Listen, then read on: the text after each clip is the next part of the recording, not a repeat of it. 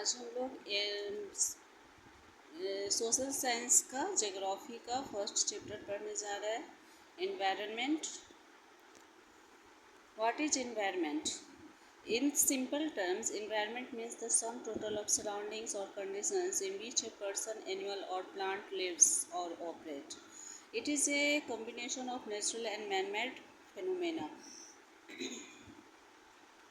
Simple terms में पर्यावरण का मतलब होता है कि हमारे चारों ओर जो भी दिखाई दे रहे हैं वो सब पर्यावरण के तहत आते हैं। चारों ओर की जो स्थिति है जिसमें आदमी, जानवर और पौधे रहते हैं या कार्य करते हैं, उनकी स्थिति के बारे में पता चलता है। जो भी हमारे चारों ओर है उन सभी के बारे में। It is a combination of natural and man made phenomena. यह नेचुरल और आदमी का बनाया हुआ दृश्य भी का कॉम्बिनेशन है। Natural environment encompasses the physical or non-living, abiotic and biological or living biotic components of the earth. Abiotic components include land, water and air, which make up the lithosphere, hydrosphere and atmosphere respectively. प्राकृतिक पर्यावरण जो है वो के अंतर्गत भौतिक और निर्जीव वस्तु और बायोलॉजिकल जैविक या सजीव वस्तु जो भी पृथ्वी पर हैं वे सब आते हैं। अजैविक तत्व के अंतर्गत भूमि, पानी और हवा आते हैं, जो स्थलमंडल जिससे स्थलमंडल, जलमंडल और वायुमंडल बनता है। Whereas biotic components include all the life forms present in all the spheres, plants, animals and human beings. जबकि जैविक तत्व के अंतर्गत सभी तरह के जीवन जिसमें जानवर, पौधे और आदमी आते हैं, उन सभी के जीवन शामिल होते हैं।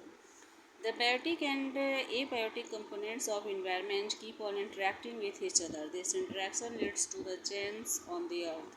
Biotic components are dependent upon the abiotic component for their growth and development. Plants require carbon dioxide and sunlight to make their food.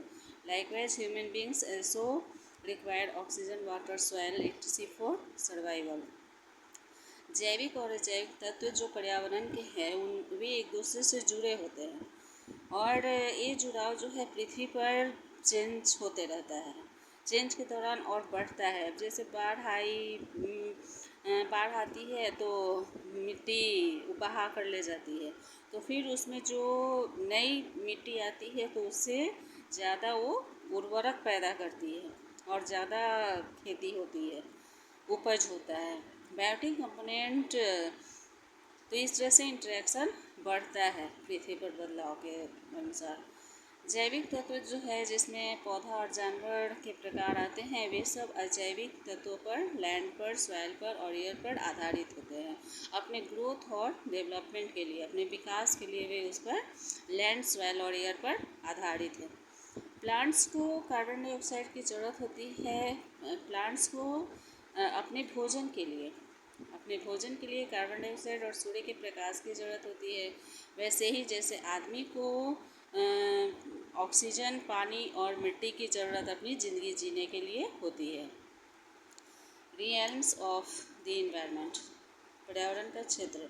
Lithosphere, the thin and solid upper covering of the earth is known as lithosphere. It is made of rocks and minerals covered with a thin layer of soil. The lithosphere comprises both continents 29% and ocean beds 71%. There are many features on the lithosphere: mountains, plains and plateaus. The landforms support a variety of flora and fauna. Lithosphere is very important for all sorts of life forms. It provides food to all living beings. It provides us forest, grassland for grazing animals, land for cultivation, human settlements and other economic activities. It is a source of mineral wealth because all kinds of minerals and metals are embedded in the rock strata.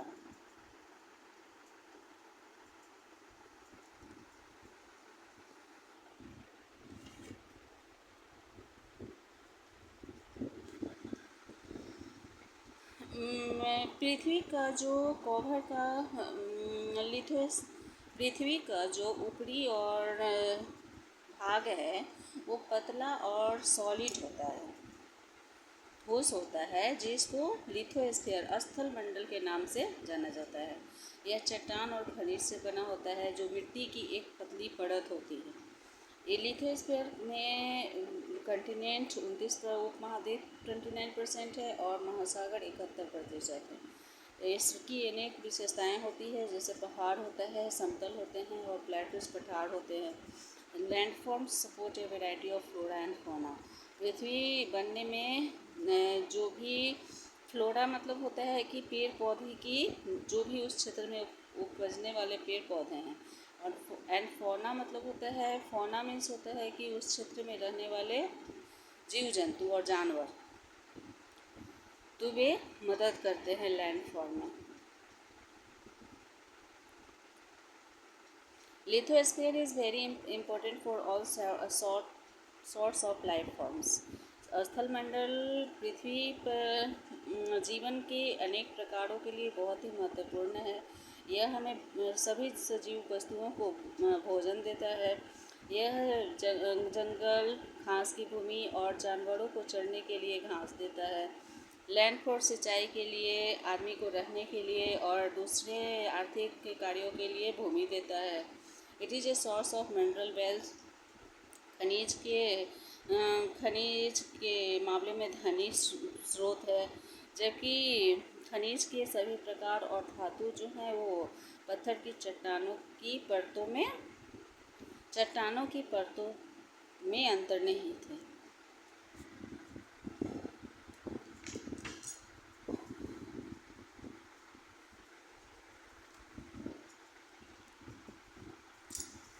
Hydrosphere जलमंडल।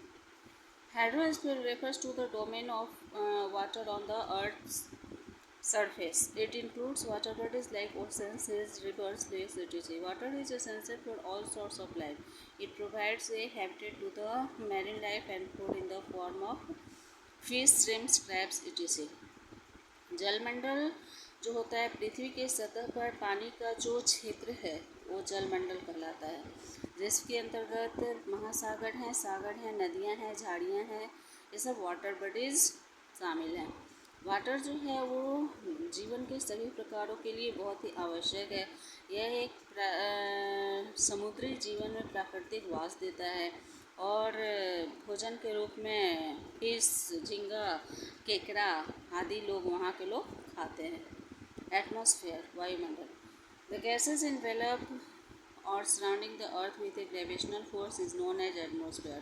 It contains 78% nitrogen, 21% oxygen and 1% of other gases.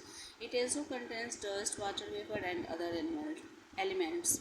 Oxygen present in the atmosphere is a life-giving gas and is most important.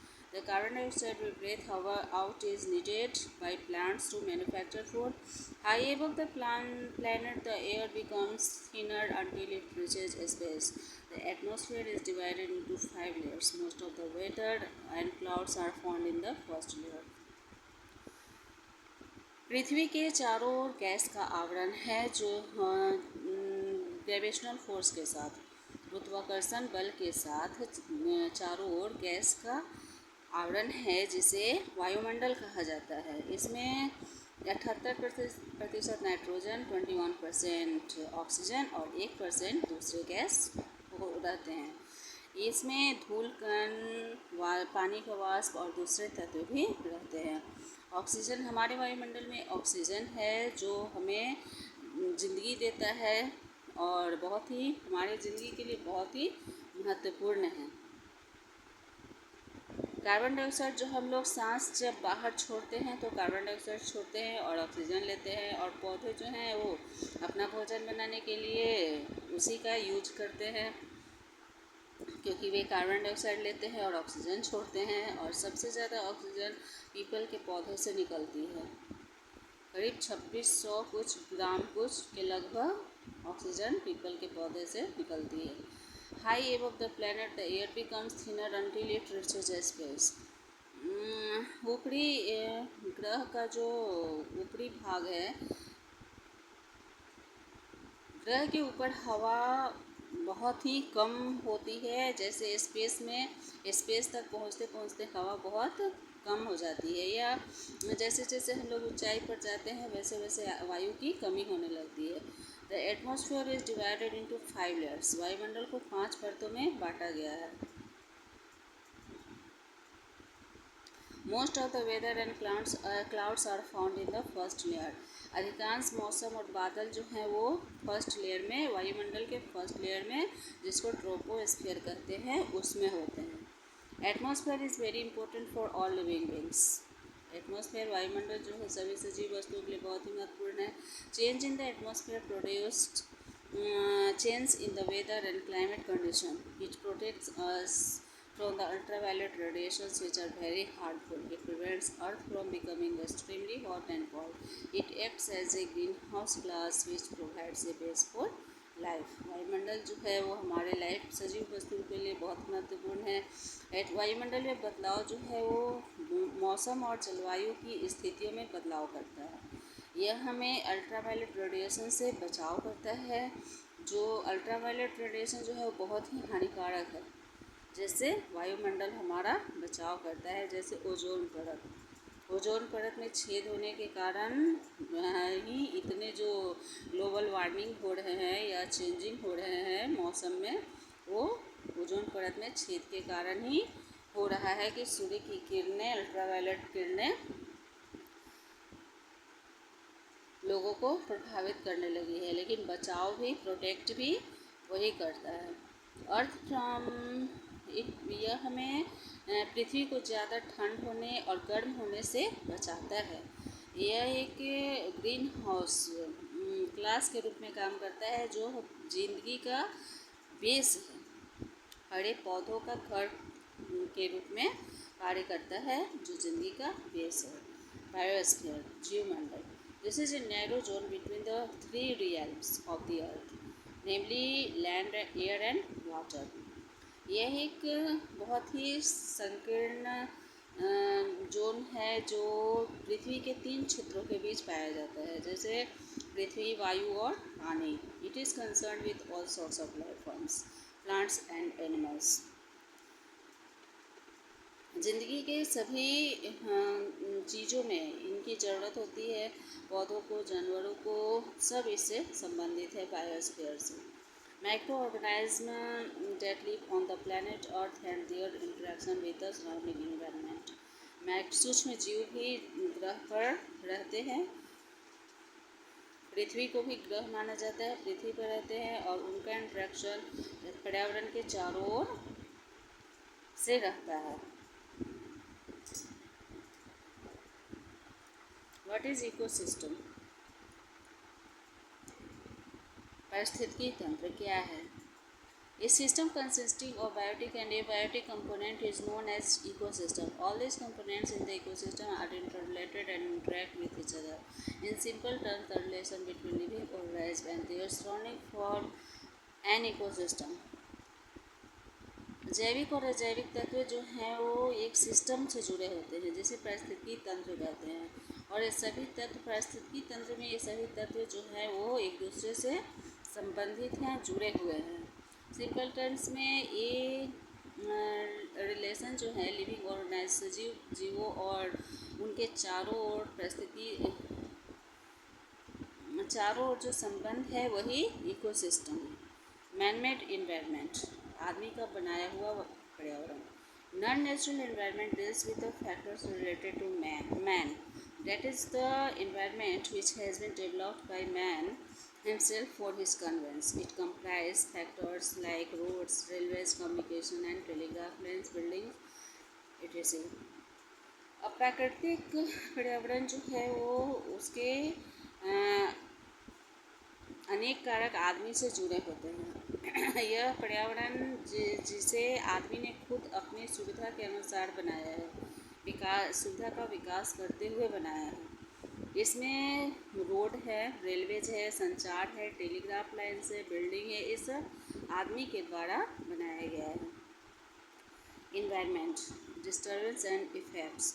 Early man lived close to nature and adapted himself to his surroundings. पहले के लोग जो थे वो nature के बहुत ज़्यादा close थे और उन्होंने चारों ओर अपने आप को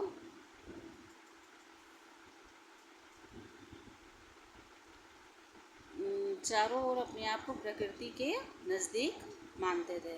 विद टाइम, समय से, man learn to exploit nature for his needs and grade.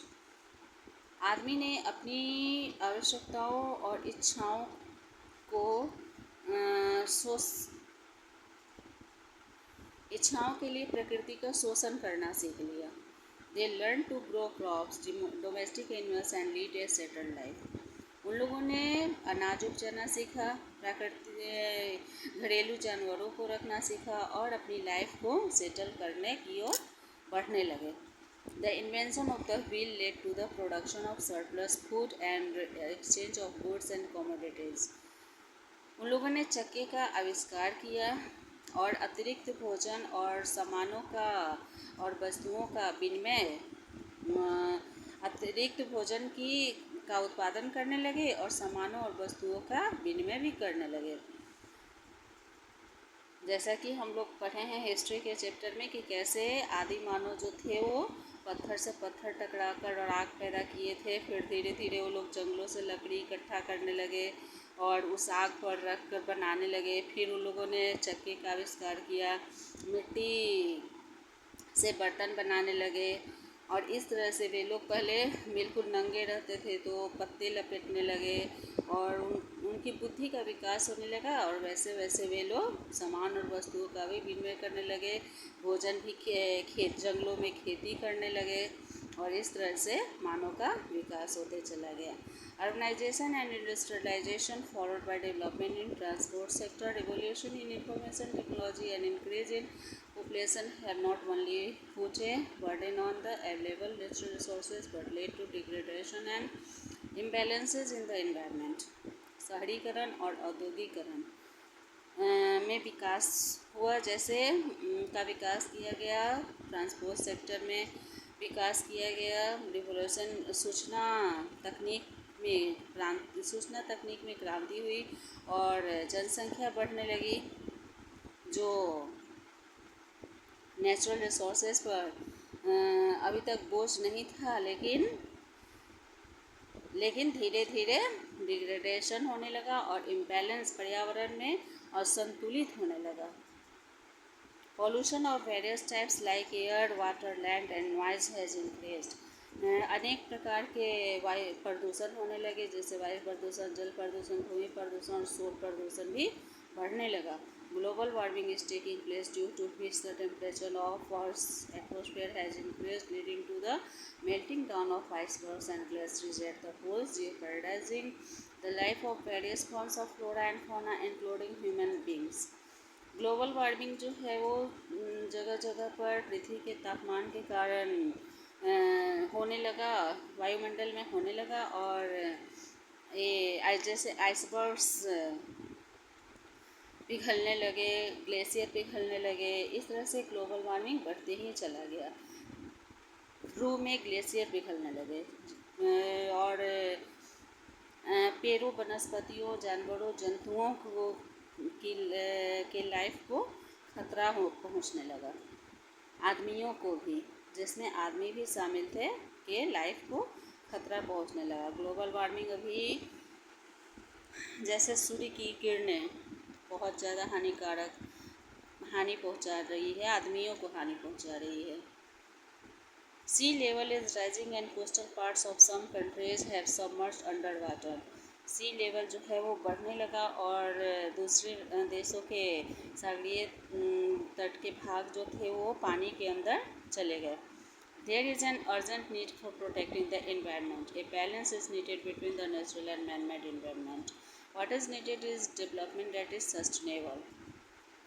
बहुत ही पर्यावरण की सुरक्षा करने की बहुत ही ज़्यादा ज़रूरत पड़ गई है, क्योंकि बैलेंस बनाने की आवश्यकता है। प्राकृतिक और आदमी के बनाए हुए पर्यावरण के बीच बैलेंस बनाने की ज़रूरत है, क्योंकि आदमी बहुत ही ज़्यादा विकास कर लिया है, जिसके कारण से पर्यावरण में असंतुलन पैदा हो गया है।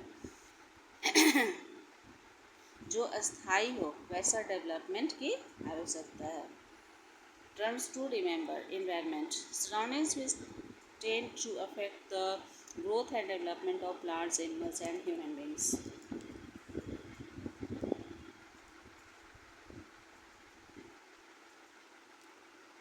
पर्यावरण जो हमारे चारों ओर हमारे विकास, पौधों, जानवरों और आदमियों के विकास को प्रभावित करता है, उसे पर्यावरण कहते हैं। लिथोस्फीयर, स्थल मंडल, the outer covering of the earth which tend to envelop the interior of the earth. स्थल मंडल जो है वो पृथ्वी का आउटर कवरिंग है, जो थीन और सॉलिड होता है। यह पृथ्वी का आंतरिक आवरण है। हाइड्रोस्फीयर, जल मंडल, all the water bodies which contain water in one or the other form. जल मंडल जो है उसमें सभी वाटर बॉडीज जैसे जिसमें पानी रहता है, एक या दूसरे फॉर्म में भी रह सकता है। जैसे किसी में मीठे पानी की झील है कहीं पर, तो कहीं अधिकांश चीज़ खारा पानी होता है सीज का, ओशियन का, लेकिन ओशियन में एक मीठे पानी की भी झील है। Atmosphere, where gases envelop the earth with a gravitational force. वायुमंडल में होता है, पृथ्वी में चारों ओर गैस का आवरण है और इसमें गुरुत्वाकर्षण बल भी है वायुमंडल में। बायोस्फीयर, जीवमंडल, the realms which are concern with all forms of life in the all the three realms of the earth, namely atmosphere, lithosphere and hydrosphere. जीवमंडल का क्षेत्र जो है वो जिंदगी के सभी रूपों से संबंधित है, जिसमें पृथ्वी के ये तीन क्षेत्र आते हैं: वायुमंडल, स्थलमंडल और जलमंडल।